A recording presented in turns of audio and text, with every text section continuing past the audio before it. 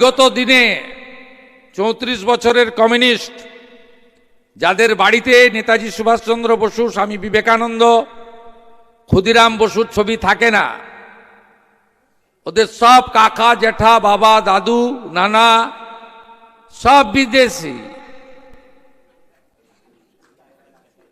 আর 15 বছর যারা ছিলেন এরা সবাই সুরাবর্দীর নাতি, নাতনি, পুতি গোষ্ঠী।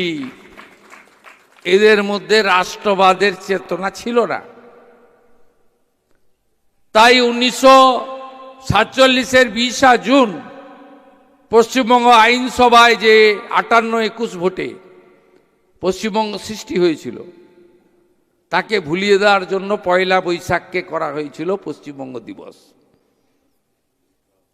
আপনারা যে সরকারটা তৈরি করে দিয়েছেন, আমরা ওটা বাতিল করে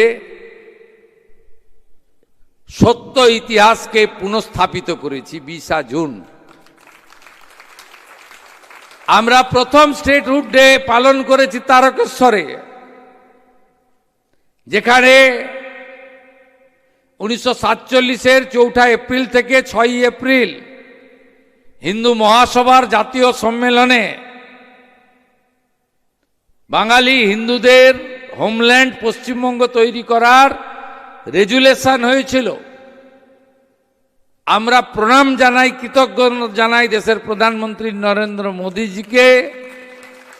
তার এত ব্যস্ততার মধ্যে উড়িষ্যা থেকে তিনি ঝড় জলের মধ্যে এসে তারকেশ্বরে 1.5 লক্ষ মানুষের কর্মসূচিতে অংশগ্রহণ করেছেন।